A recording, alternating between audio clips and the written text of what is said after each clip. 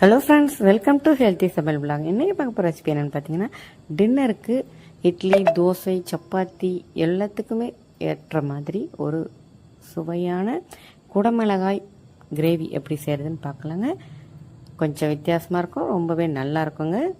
அதுக்கு ஒரு பேன் வச்சுக்கோங்க, ஒரு 3 டேபிள் ஸ்பூன் ஆயில் விட்டுக்கோங்க, சீரகம் 1/4 டேபிள் ஸ்பூன் சேர்த்துக்கோங்க, வெங்காயம் ஒரு பெரிய வெங்காயம் பொடிசாக கட் பண்ணி சேர்த்து நல்லா வதக்கி விட்டுக்கோங்க. கொஞ்சம் கருவேப்பிலை, இந்து உப்பு ஒரு 1/4 டேபிள் ஸ்பூன். வெங்காயம் வதங்குற அளவுக்கு இருந்தால் போதும், அது வரைக்கும் சேர்த்து நல்லா வதக்கி விட்டுக்கலாங்க. கொஞ்சம் கலர் சேஞ்ச் ஆகட்டும், அது வரைக்கும் நல்லா வதக்கி விட்டுக்கலாம்.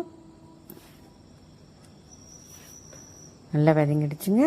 இப்போது இஞ்சி பூண்டு பேஸ்ட்டு ஒரு 1/2 டேபிள் ஸ்பூன் சேர்த்து வைக்கோங்க.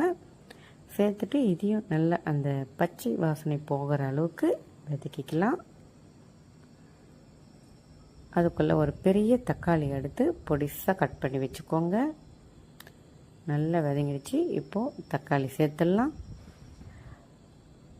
அதையும் நல்லா வதக்கி விட்டுக்கோங்க. நிறைய பேர் குடமிளகாய் இந்த தேங்காயெல்லாம் சேர்த்து நிறைய செய்ய மாட்டாங்க, ஆனால் இந்த மாதிரி செஞ்சு பாருங்கள், ரொம்பவே நல்லா இருக்குங்க. நல்லா வதங்கிடுச்சு. இப்போ சில்லி பவுடர் ஒரு டேபிள் ஸ்பூன், தனியா பவுடர் ஒரு டேபிள் ஸ்பூன் சேர்த்துக்கோங்க, கரம் மசாலா பவுடர் ஒரு 1/4 டேபிள் ஸ்பூன், சீரகத்தூள் ஒரு 1/4 டேபிள் ஸ்பூன் சேர்த்துக்கோங்க. இப்போ அது கூடவே கட் பண்ணி வச்சுருக்க பொடிசாக கட் பண்ணி வச்சுருக்க குடமிளகாய் சேர்த்துடலாங்க.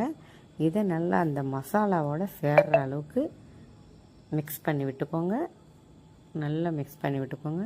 இப்போ கொஞ்சமாக தண்ணி சேர்த்து அந்த குடமிளகாய் வேகட்டுங்க. அது உள்ள நம்ம ஒரு மிக்ஸி ஜார் எடுத்து ஒரு 3 துண்டு தேங்காய் எடுத்துக்கோங்க, ஒரு 10 முந்திரி சேர்த்துக்கோங்க, ஒரு 1/4 டேபிள் ஸ்பூன் கெசகெசா சேர்த்துக்கோங்க, ஒரு 1/4 டேபிள் ஸ்பூன் சீரகம் சேர்த்துக்கோங்க. கொஞ்சம் தண்ணி சேர்த்து இதை நல்லா ஃபைன் பேஸ்ட்டாக அரைச்சி எடுத்துக்கோங்க. பாருங்கள், இந்த அளவுக்கு அரைக்கணும். இப்போ மசாலா நல்லா ஒன்று சேர்ந்து நல்லா வேக விட்டுடலாம். பாருங்கள், சூப்பராக வந்துடுச்சு. இதையே நீங்கள் அப்படியே வச்சு கூட சாப்பிட்லாங்க. சாதாரண மசாலாவாக செய்யும்போது நம்ம இப்போ ஒரு கிரேவி பதத்தில் செய்கிறோம், அதனால் கொஞ்சம் தண்ணி சேர்த்துக்கலாம். தேவையான அளவுக்கு உங்களுக்கு எத்தனை பேருக்கு வேணுமோ அந்த அளவுக்கு கொஞ்சம் தண்ணி சேர்த்துக்கோங்க. சேர்த்துட்டு கொஞ்சம் கல்லுப்பு சேர்த்துக்கோங்க. இதை நல்லா மிக்ஸ் பண்ணி விட்டு ஒரு மூடி போட்டு ஒரு 2 மினிட்ஸ் அப்படியே வேக விட்டுடலாங்க. அங்கே நல்லா கொதித்து எண்ணெய்லாம் பிரிஞ்சு வந்துடுச்சு. இப்போ இந்த டைமில் நம்ம அரைச்சி வச்சுருக்க முந்திரி பேஸ்ட்டை சேர்த்துடலாம். முந்திரி, தேங்காய் எல்லாத்தையும் சேர்த்து அரைச்சி வச்சுருக்கோம் இல்லையா, அந்த பேஸ்ட்டை இது கூட சேர்த்துட்டு